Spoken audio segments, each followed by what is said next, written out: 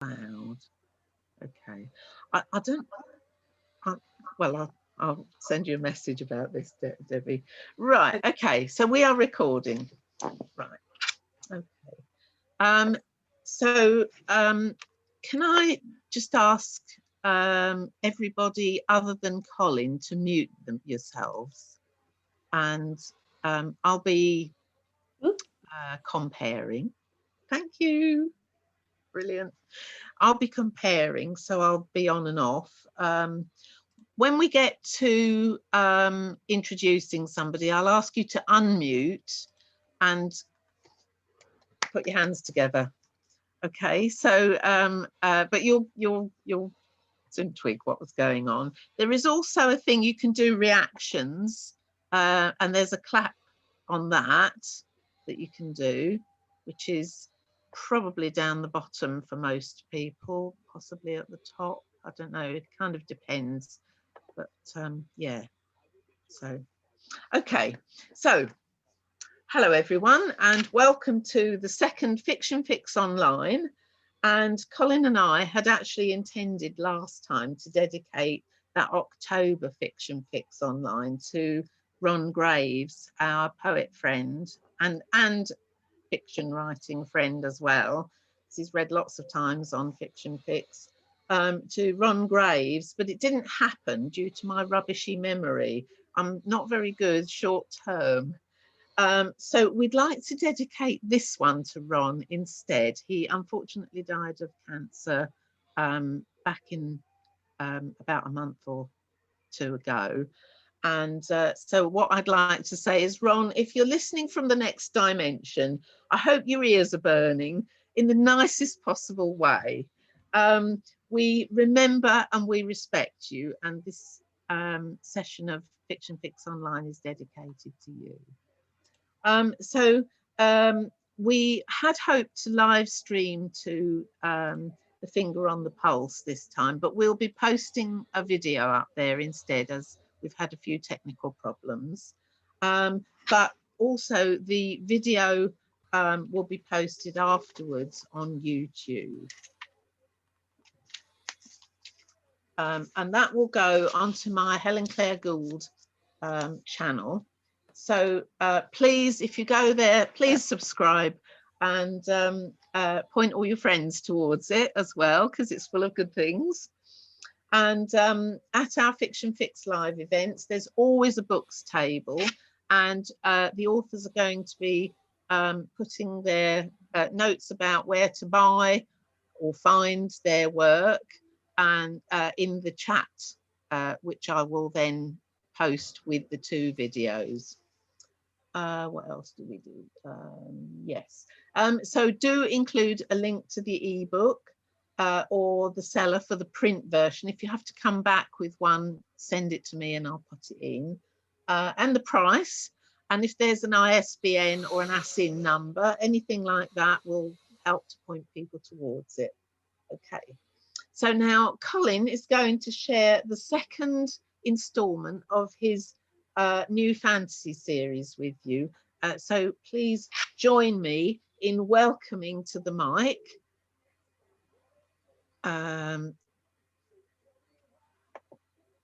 if I can get everybody to unmute.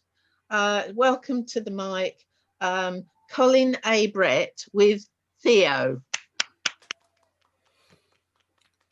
Thank you. I should tell you where we left off. Our hero, Theodoric Mistmoon, has been sent on a little mission to talk to the hetman of another gypsy band. He had a run-in with the local bullies, but sets out with his lute, playing music as he walks through the forest, and a short sword given to him by his mother, originally from his father. So, early that afternoon, Theo stopped for a meal beside a small brook where ice had formed a thin veneer at the water's edge.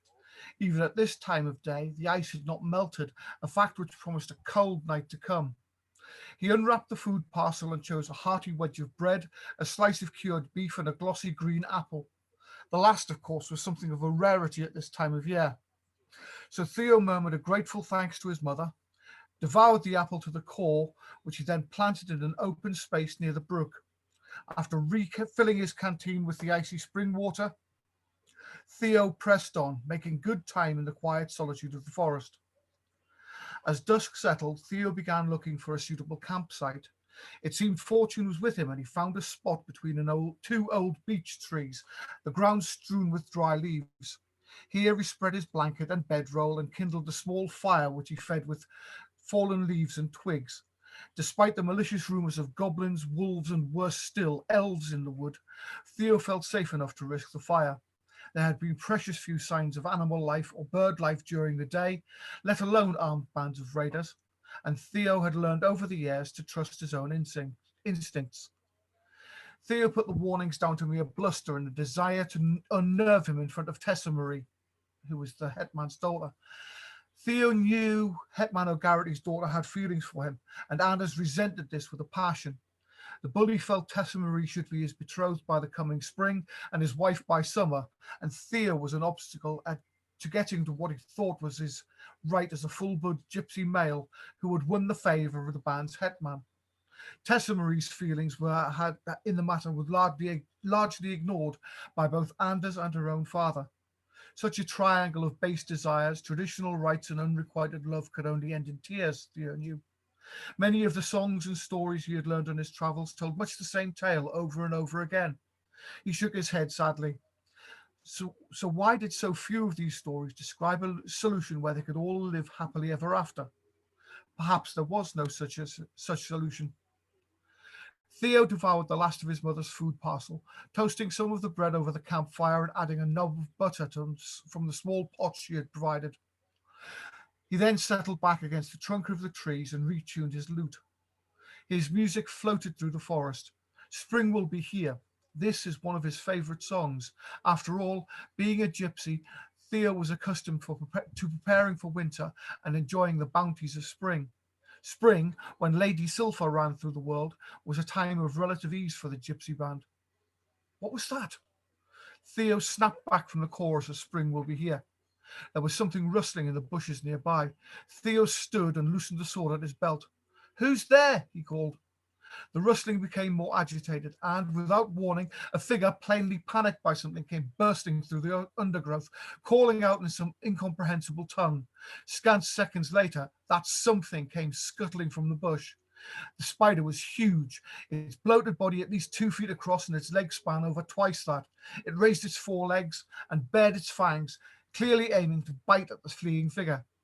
Without thinking, Theo drew his sword and ran at the hideous creature. Spiders were regular visitors to the caravan. In fact, his mother used to refuse to break their webs as they kept flies and other noxious pests out of their home. This beast, however, was something Theo had only heard of in stories.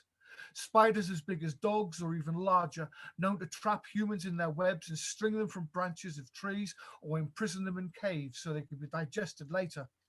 Theo screamed as he ran at the spider, brandishing his sword. The spider whirled at this new threat. With surprising speed, it snapped its mandibles at Theo, narrowly missing as he dodged to one side. Theo backed away from the fallen figure, taunting the spider, which advanced on him quickly in a flurry of flailing legs and snapping fangs. Theo blocked the first attacks from the spider's front legs and hacked back with his sword, nicking the creature's front claw. It backed off a few paces and began to circle around Theo. He kept his sword level and pointed at the spider's head, realizing just for the first time just how out of depth he was. Play fighting with wooden swords had not prepared him for this. The spider sprang forward, leaping towards Theo with bared fangs. Theo lashed out, swinging the sword in an arc which took the creature's front leg clean from its body. The spider fell in a heap of disorganized limbs and scuttled backwards, pressed now by Theo, who swung again and again. While most of his blows were wide or failed to harm the spider, fear of the sharp steel drove the creature back. It backed up against a tree and began to climb, plainly trying to escape. Theo yelled some obscure battle cry from a centuries-old song and slashed at the spider. The monster then turned and leapt at Theo from the tree, perhaps attempting to squash its attacker. Panicked now, Theo backed away as the spider flew at him. It hit him full in the chest, knocked him backwards into the ground. The weight of the spider pressed him down, and Theo squirmed frantically, kicking and screaming in terror. The spider bit down, and Theo barely moved his head out of the way in time to avoid the fangs. There was a resounding thump, and the spider whirled, distracted by the figure it had been chasing, brandishing a tree branch as a club. Theo drove upwards with his sword and took the spider in its stomach. Thick greenish ichor spurted from the wound. With all its strength, he twisted his sword in the wound, widening it further and coating himself in the foul-smelling blood. The spider tried to flee, but Theo found his feet, straightened, and drove his sword into the creature's head, between several sets of eyes. The beast shuddered once and lay still. Theo looked at the figure, and, in a staggering display of bad manners, his mouth dropped open in surprise. An elf, he thought. A living, breathing elf. This idle thought was brought to an abrupt halt when the elf smiled weakly, then fainted to the forest floor. Theo warmed his hands over the campfire before returning to the fallen elf. He had found a safe place for them to rest and, he hoped, recuperate from the spider attack. Undoubtedly, the elf had saved Theo's life with his timely strike against the spider. He could do nothing else but to try and save the elf. His patient had remained unconscious for even while Theo had dragged him to the campsite, and now was lying pale and breathing shallowly, but otherwise unharmed, near the fire, covered with Theo's blanket. Food could be an issue, Theo thought. He had used the supplies his mother had given him and should really be at Hetman Mandel's caravan before nightfall the next day. There was little hope of that, he reflected, if he had to carry the unconscious elf with him, and Theo would be damned if he would leave the poor boy alone in the forest. Was he really a boy, though? Theo wondered. After all, the elves were known to be extraordinarily long-lived. The elf could easily be 100 years old by human reckoning, yet looked scarcely a day older than Theo himself. The train of Theo's thought was interrupted by a low groan from the elf. He lunged over to the elf's side. Easy, he said soothingly, not knowing if the elf could understand him. Here, take this, added Theo, placing a canteen of water near the elf's lips. The elf drank quite sparingly, then lay back with a relaxed sigh. He smiled weakly. Thank you, he said, his words in the common tongue of mankind, strangely accented, but carrying an almost musical quality. Theo had never heard in a human voice. The elf reached for the canteen again and drank more deeply. That's good, he said appreciatively. There's a clear stream about 50 yards that way, Theo said, gesturing with a thumb over his shoulder. I'll get more before we run dry. He paused before adding, quite formally, he thought, I'm Theodoric Mistmoon of Hetman O'Garrity's gypsy band. And you? Rio Othello of the Deatheru clan. My friends call me Rio. The elf held out his hands, which Theo took and shook firmly. Theo to my friends. Ha! Theo and Rio, laughed the elf. What a pair we would make in song, yes. Theo laughed. Well, songs are sort of my business. The gypsy band travels widely and I pick up songs from all over. I heard, said Rio, the battle cry you shouted at the spider. Did you know that was part of elvish history? An astonished Theo shook his head. Hundreds of years ago, the elves were aided by some of your people in a battle against an evil sorcerer and his armies. One of your heroes, Bjorn Halson, I think he was called, yelled that cry as he drove into the wizard's command post. A suicidal gesture, I fear, but one that turned the tide of the battle in our favour.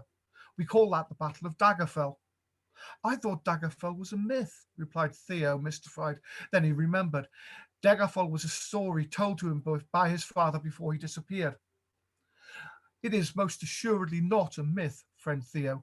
Our scholars say losses to the elven and managed contingents numbered into the thousands. Theo paused sadly, but then rallied with, the evil was vanquished, so the sacrifice of those brave warriors, Halson among them, was surely not worth it, was it not? I suppose so, but the loss of life on both sides was tragic. Hopefully the lesson was learned, and in future, peace can be brought about through negotiation and treaties rather than open war. Friend Theo the idealist, laughed Rio. Yes, I suppose I am. So what brings you into the heart of the forest, Theo? I'm being a messenger, another of my roles for the gypsy band. We're meeting with Hetman Mandel, and my Hetman has sent a message he needs before we get there. Theo shrugged. Wyatt can't have waited a couple of more days is beyond me. Maybe it's a diplomatic message to avoid the bands coming to blows, Rio opined. Surely the idealist in you can see that sense of prompt communication. Could be, admitted Theo, but I know both headmen. It's more likely a wager about who can drink the most ale. The friends shared more laughter. I could ask the same question of you, Rio. How did you end up being chased by that beast? Rio's laughter died away. I lost a wager of my own. The forfeit was to spend a night in the forest by myself. The spider found me first and I fled.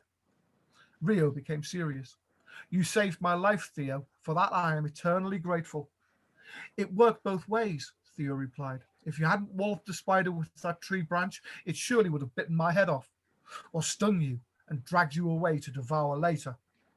Both friends shuddered at the thought. There you go. Fantastic.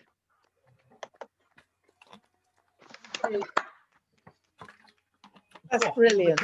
Thank you. Yeah, so yeah. Very exciting there. Okay, so that was Colin Brett with Theo. So next up we have Debbie, and Debbie has a series of novels published independently and has read for us a number of times, but she's also self-published another novel. So please give a warm welcome back to Debbie Daly with an extract from her supernatural fantasy novel, A Grave Affair. Thank you.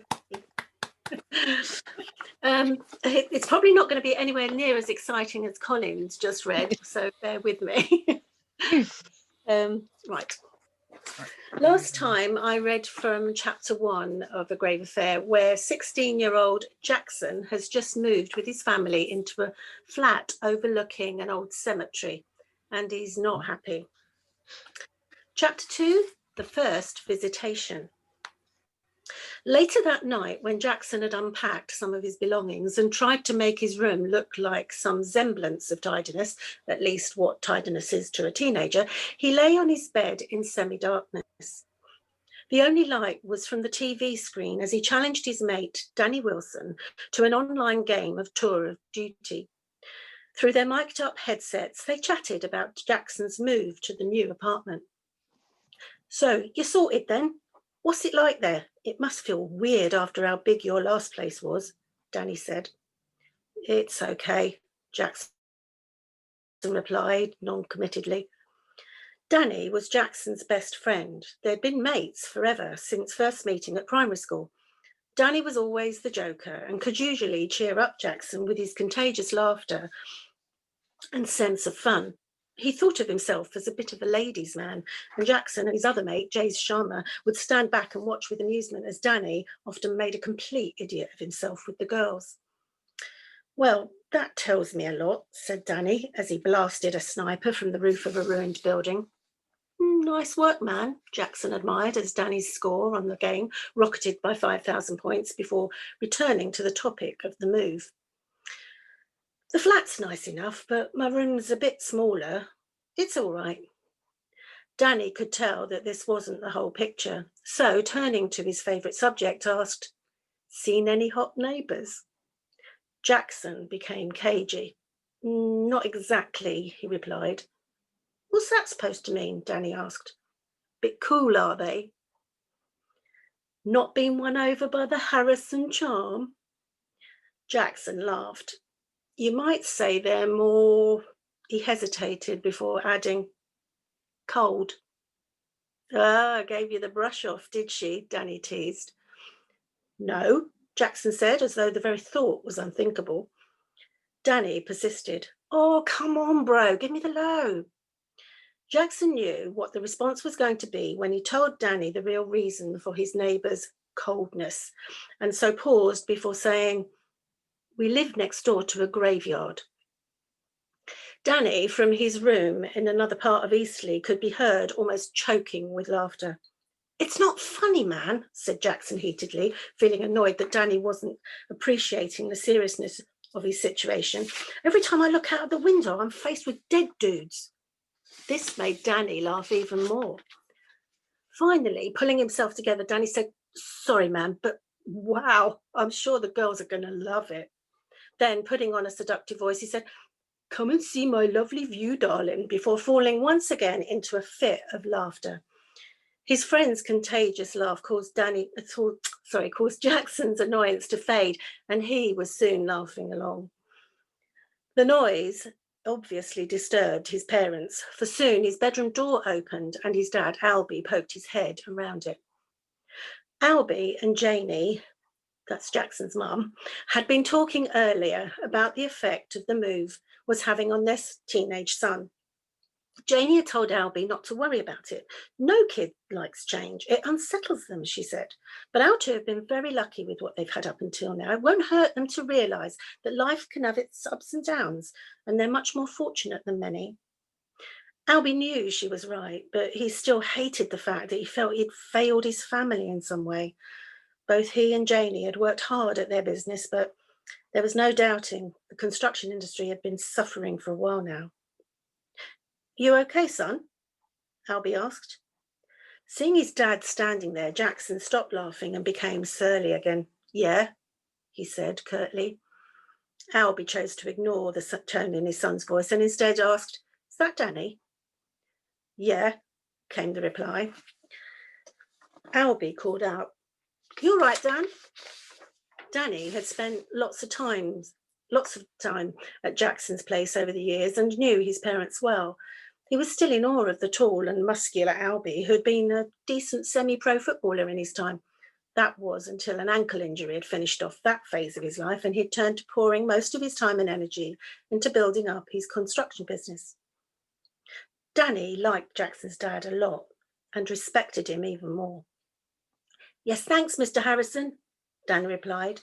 He could never bring himself to call Jackson's dad Albie. "So, are you coming over to see our new place soon?" Albie asked. "Definitely, Mr. Harrison," replied Danny. Albie had grown fond of Danny over the years and knew him to be a good friend to his son. They'd often got into a few scrapes now and then, but as Albie would say to Janie, boys will be boys. Danny had only got his mum around, and so Albie had tried to be there for a bit of fatherly advice when it was needed, and it had often been cheeky Danny who had asked some of the more awkward questions on behalf of himself and his mates, especially when it came to how to chat up girls. "Good, look forward to seeing you," Albie said, then turning to Jackson. "It's nearly midnight, son. You might want to think about giving that a rest." He nodded at the controller in Jackson's hand. "It's been a long day and we're all tired and I needed a good night's sleep. I know what you two are like when you're on that thing, yelling and shouting." Jackson sighed, slumped his shoulders and sucked his teeth. Okay, I'll finish this bit," he said reluctantly. Albie raised an eyebrow and gave his son a withering look. He was too tired to get into a row about Jackson's poor attitude. "Well, make sure you do. Good night, son." Then calling out to Danny, "Night, Dan." "Good night, Mr. Harrison," Danny called back as Albie left the room, shutting the door behind him. "I better go. Do you want to meet in town tomorrow?" Jackson sighed. "Sure," Danny agreed. "I'll message Jay's and we'll meet you at Dee's Burger Bar about 11. "Okay, see you then." "See you, bro," Danny said as Jackson terminated the call. Jackson flicked off the TV and put his controller and headphones on the bedside table.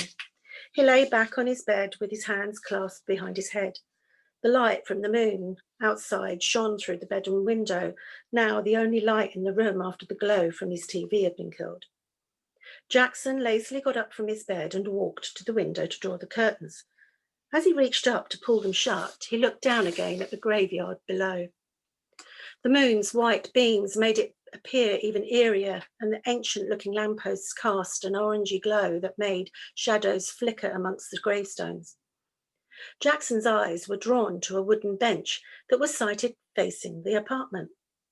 Under the luminescent lamplight, he could see that it was occupied. A young girl was sitting there, her hands clasped on her lap, her long blonde hair falling down so that it obscured her face. She was wearing what looked like a long, white, old-fashioned dress, something similar to what he'd seen actresses wear in some of these period dramas his mum so enjoyed. What is someone doing sitting there at this time of night? Jackson voiced his thoughts aloud. It was as if the girl had heard him through the closed window, for she suddenly looked up and directly at him. Her dark-eyed, pale but pretty face was the saddest that Jackson had ever seen. The vision of it shook him to his core, and he staggered back from the shock. "Jeez," he exclaimed as the back of his legs hit the side of the bed, causing him to fall back onto it. He sat there for a moment, trying to gather his thoughts. He decided he must have been mistaken. There wasn't likely to be a young girl sitting in a graveyard, dressed like something out of a Dickens novel, at gone midnight. He laughed nervously at the ridiculousness of it before getting up and walking back to the window. He peered down at the bench. The girl had gone. "Of course there's nothing there," Jackson breathed a sigh of relief. "Like Dad said, it's been a long day." He drew the curtains, taking a final glimpse down at the bench just to make sure that there was no one there, before shutting out the moonlight and the view of the place full of dead dudes.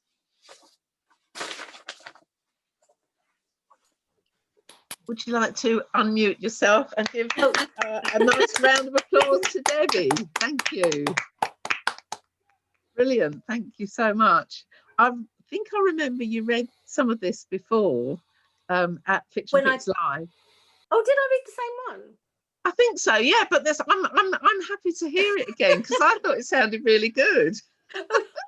Thank you. Sorry, I'll make sure I read a different part next time. It's fine. And I mean, obviously, people have sort of been saying, well, should I bring people up to speed on things, or should I launch straight in? And I always think launch straight in, but it was fine. I've got it now printed so that I won't do it again. Well, that's one of the benefits of printing it out as well. Yeah. Okay. Now, at this point, I just need to mention that we were due to have Kathy Ray, who is a local poet who is based, I don't know exactly where she's based, but I think in the Peterborough area. So she was going to read us, she normally does poetry, but she was going to read us a piece of her fiction next. And it actually sounds very interesting. But unfortunately, due to family circumstances, she's not able to join us today. So I'm sure that you all join me in wishing her well and looking forwards to welcoming her to join us on another, a future edition of Fiction Fix Online. So now to another new reader, Terry Martin. Well, actually, it's Liz, his missus, that's going to read.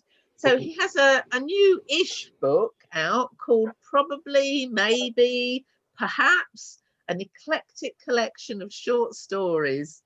And so Liz is going to read. Yes, brilliant. Thank you.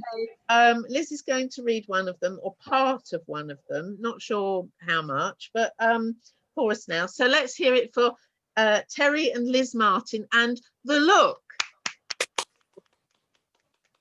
Can I just say this is the shortest story in the book?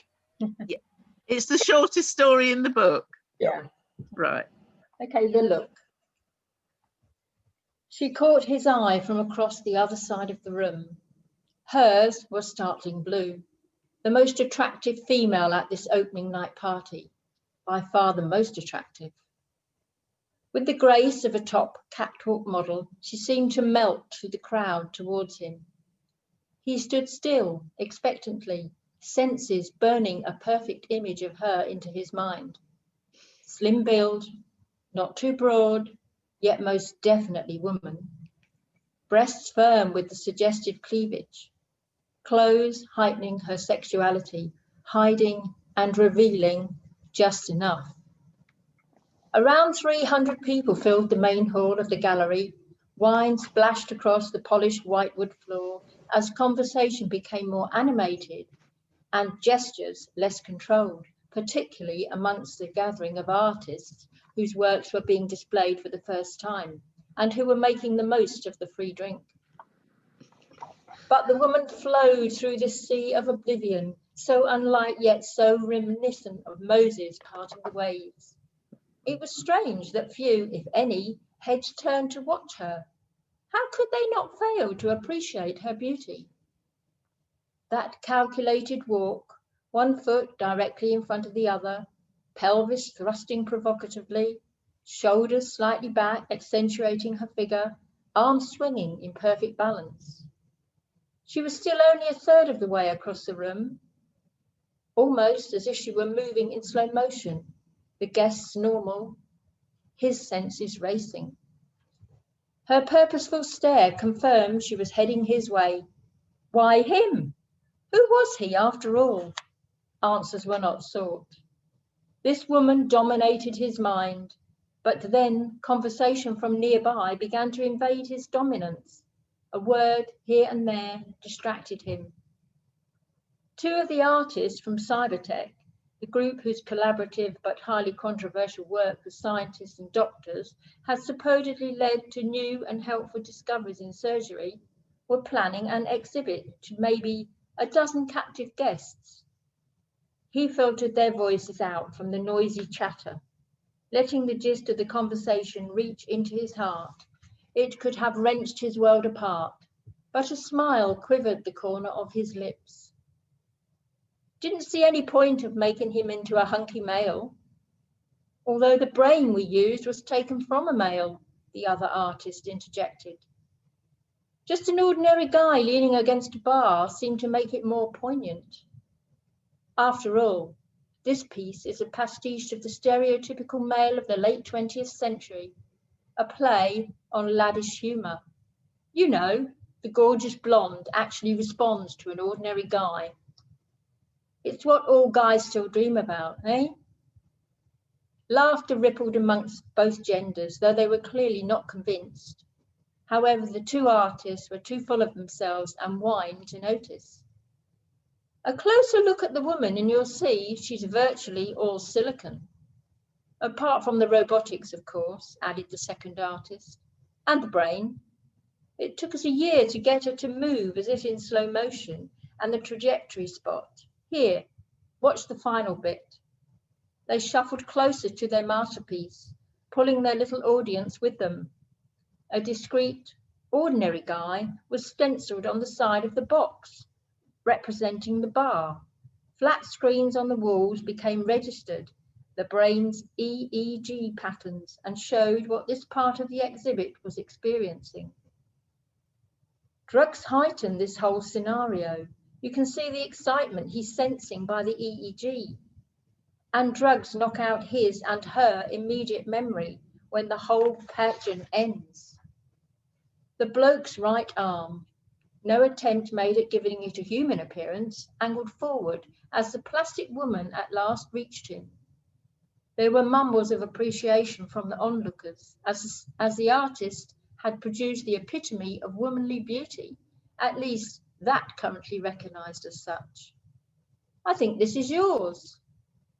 It was unexpected. No one had noticed and anticipated the woman would speak. The artist smiled as the mannequin put something into the cup at the end of the robotic arm. There was a burst of real laughter and a polite but appreciative sound of applause as the audience realized a single eye sat in the little cup. Not a real eye, of course. The first artist pointed at the monitors as they fizzled black, but some of the audience were already moving off to other exhibits. Now's when the anti-memory drug kicks in, when she moves back to the starting position. The screens cackled back to life with new brain patterns. Both artists turned, as did the heads of the remaining group, to watch the mannequin travel back across the gallery. As she settled into place, the sound of a ratchet noise caused them to look back at the guy's robotic arm, clicked back parallel to the floor. There followed a solid clunk as a trebuchet was released from its tension. She caught his eye from across the other side of the room. That's it.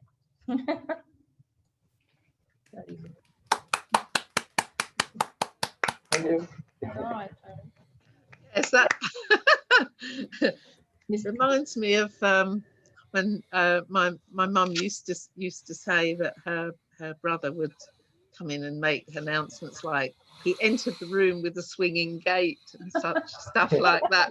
That's just what that reminded me of. So really witty. Well done.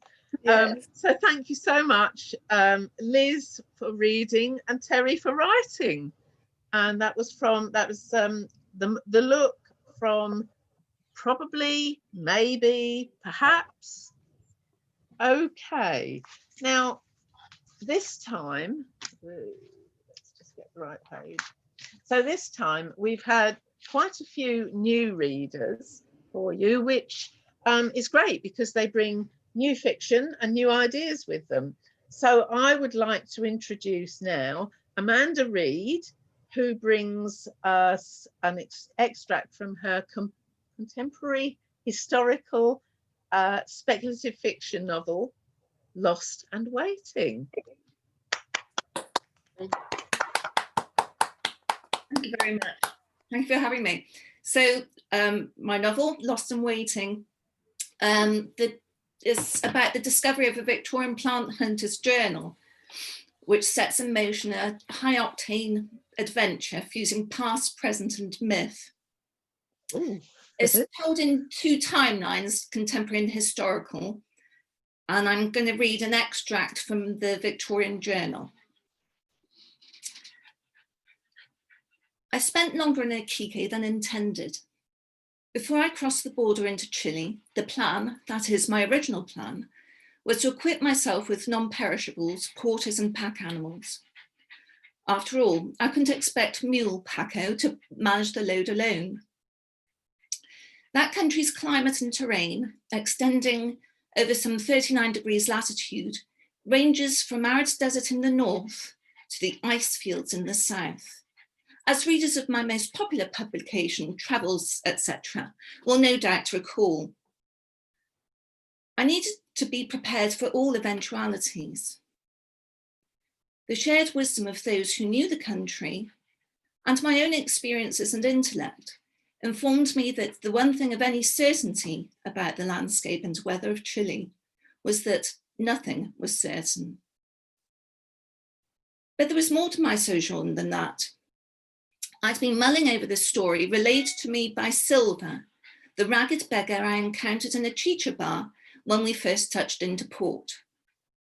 I wouldn't normally entertain such talk of my being in any sense the chosen one. After all, I'm a man of science, not superstition. But his conviction that the world tree was real and growing in Chile had piqued my interest. My Tahitian hair had marked me out before, and not always for the good, I hasten to add. But in this instance, I was grateful that a mere physical characteristic could be the portal to a new discovery, or if not that, at least a new adventure. I determined to find out what was known about the Chilean version of the mythical world tree. While in Iquique, I had the questionably good fortune to be a guest of the English consul. On handing him a letter of introduction from my sponsor, William Gibbs Esquire, he couldn't have been more hospitable. The consul, an affable former army major by the name of Whitman, bore an outward appearance that implied a fondness for fine port and good food. The consulate was equipped with an extensive equestrian facility. A hobbyist horse breeder, as soon as the Major and Lady Whitman took up residency in Iquique, he acquired neighbouring land on which he built stables fit for a king. If he had not anticipated hosting a mule along with his thoroughbreds, he was too well bred to show any sign. While I was the consul's guest, I was pleased to know Paco enjoyed a bed of clean straw and a fresh bag of oats every day. On that first evening, over an excellent grilled lobster dripping with butter, I asked my host whether he knew of the myth. He wiped his shiny mouth on his napkin and replied, "Sorry, old boy, Myths aren't really my thing. If you can't race it, hunt it or bed it, it's all Greek to me. What? At that he barked with laughter, such that the dome of his belly heaved against the lip of the table, threatening to upset my wine. All Greek, do you see, my boy? Greek, myths, ha! This explanation set him off again in a paroxysm of hilarity, heavily laced with a phlegmy cough. As he slapped the table with mirth, a reflection of the candlelight glinted from a smear of grease on his chin, which had escaped the ministrations of the napkin. Very good, Major, I said, chuckling along as best I could. As though disappointed by my lukewarm appreciation of his humour, he continued, "You'll have to forgive me, old boy. With Lady Whitman visiting her sister in Lima, I'm bereft of his civilising influence. While the cat's away, what?" "Indeed, sir," I said, wondering how to get the conversation back on track. "Can you recommend to anyone who may have knowledge of indigenous Chilean folklore? Silva mentioned the poem Mapu. They're of the Mapuche people, I believe." He stabbed the air with a finger. "You're talking about the Araucanos, eh?" I nodded in reply to his adoption of the Spanish. For these people who have inhabited since long before the conquistadors' arrival, a tract of land now within the political boundaries of Chile and Argentina.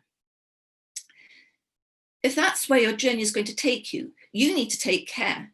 There have been some rum goings on at the frontier of late, but they can handle a horse, those Araucanos, I'll grant you that. Tell you what, old boy.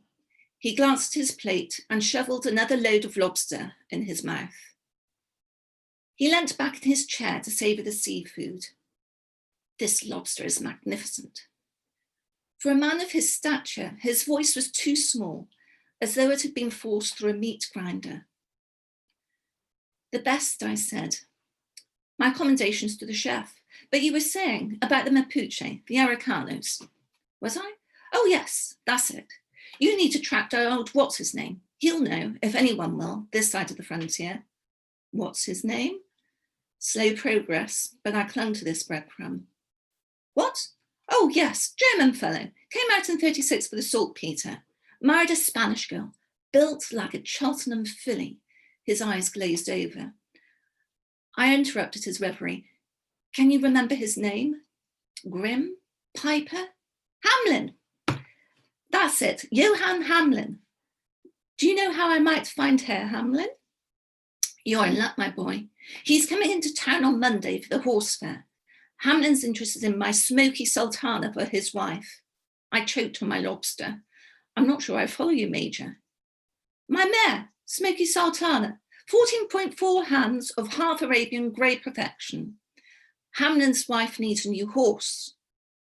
How might he be able to help me?" "You see, my boy, Herr Hamlin employs the Araucanos in the mines."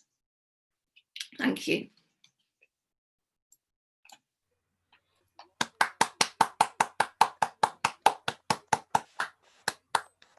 Come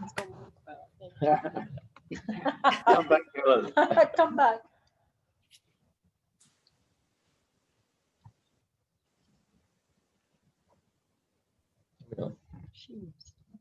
Helen, You're muted.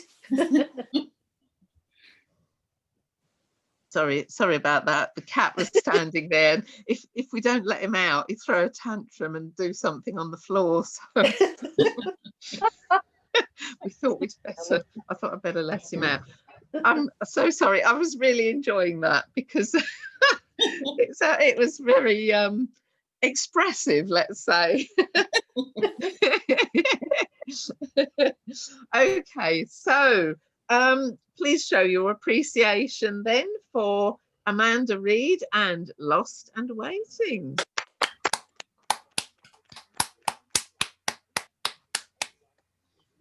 Fab. So now we're coming to the end of the afternoon's entertainment. So it just remains for me to illuminate you with a couple of scenes from near the start of the Zarduth Imperative flagship. And you might notice that my website is www.zarduth.com. So Okay. Yeah. So I've got a scene from chapter 2, and then it goes to a scene from chapter 3, partly because it fitted in timing wise. The insistent tone of the holophone brought Stephanie back to reality. She stumbled upright, only half awake, and answered it. Oh, it's you, she breathed in relief. It was Chaz. With no good news, I'm afraid, he said. The children have taken their ship back, and President Baryshnikov's dispatching 3 ships to follow them. I've been selected to be in the troops. What? But why? Stephanie reached behind her for a chair. But I suppose it was because I was one of the original boarding party.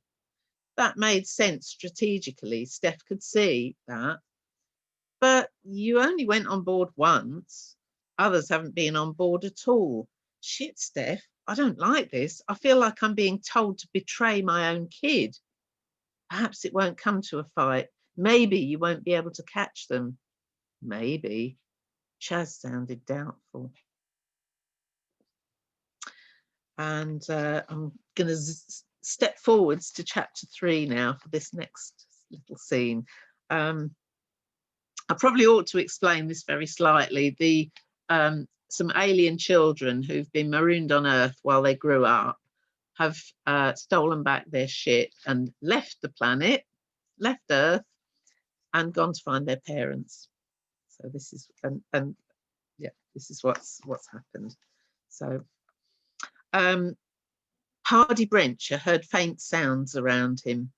He lay quietly for some moments, listening to the footsteps squeaking slightly on the metal floor and the distant whisper of the air circulation system, until he'd gathered enough energy and curiosity to open his eyes and see who was there. Edith Chapert leant over him. Ah, Monsieur Brencher, I thought you must be about ready to wake up. He murmured, and put his hand to his throat to massage the slight tenderness there as he spoke. He discovered a dressing.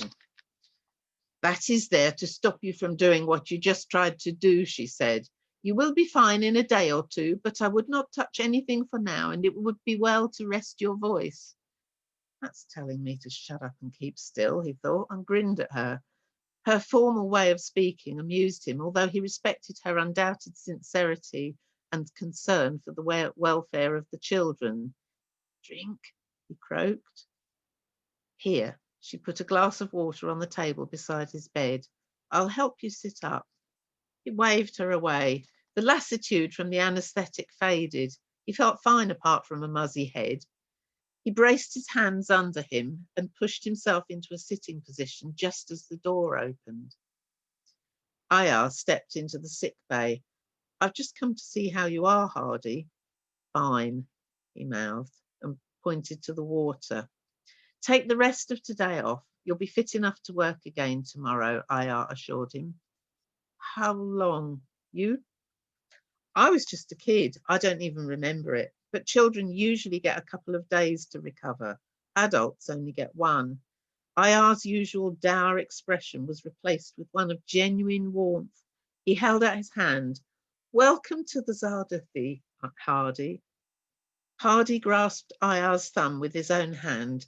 Thank you, he mouthed. Dr. Chapert told me to rest my voice. Good advice. When you feel ready, you can get up. You don't need to stay here. Just make sure you rest today. I take it you've cancelled your classes. Hardy nodded, lifted his glass and let the water slide down his throat.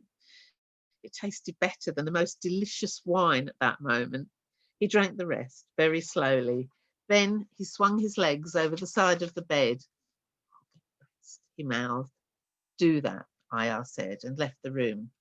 I will give you some privacy, Dr. Chapert said, but if you need help, call me. She followed Ayar. Hardy hauled himself upright. There wasn't even any of the dizziness he usually felt on rising, so the shot which Dr. Chapert had given him before the operation in lieu of his usual space sickness medication must still be doing its work. He still had his underwear on.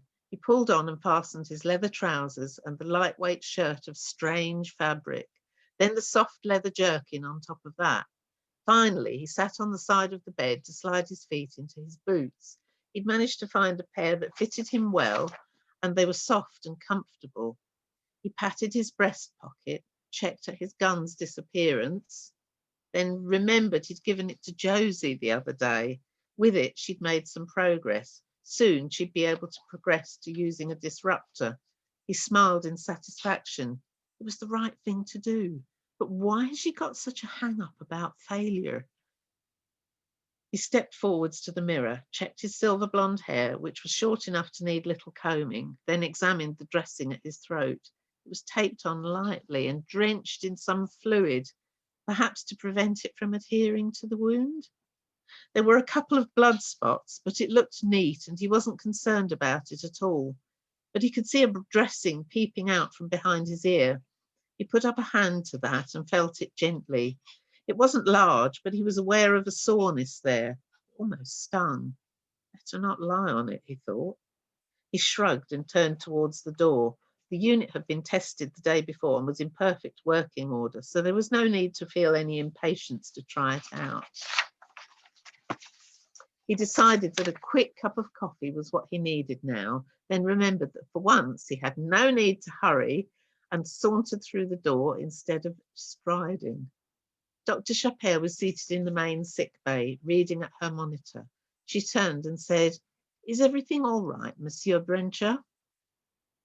He nodded and sketched a wave, then slipped out into the corridor. Hands thrust into his pockets, he meandered towards the mess. Once there, he helped himself to a coffee from the food dispensers recalibrated for human use and sat relishing every sip. It's not often I have nothing to do. "Oh, you're here." He turned. Josie was getting coffee as well. He beckoned her over. "No classes today," he said, pointing to his throat. There was a note on the comm grid. "I always forget to check," she said, "but I remember you saying now." She sat down opposite him. "Hardy, why have you had this done?" "What difference does it make to you?" Then he frowned. That sounded rude, but she felt he felt she was criticizing his decision. "None. It's the difference it will make to you that I'm concerned about," she retorted. "It'll be very beneficial in a combat situation," he said, feeling somewhat defensive. "Does it hurt?" "A bit," he admitted, "but I think the benefits will far outweigh the temporary discomfort." Josie shot him a disapproving glance. "You're human, Hardy, not Zarduthy." She indicated his clothes. "You even wear Zarduthy clothes these days." "IR didn't leave me much choice, seeing as I came aboard without a spare stitch," he pointed out, and took another sip from his coffee, then pointed to his throat. "I think you disapprove because I have some electronic components inside me now. If I were crippled and had to use implants to walk again, would you disapprove of that?" "I suppose not," she admitted. "I rest my case, and now I'm supposed to rest my voice as well." Thank you so much. Okay.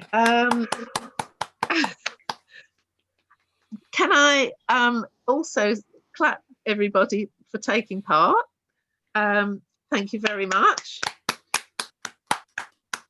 Thank you, Colin, for being the techie guy, even if it didn't quite come off this time.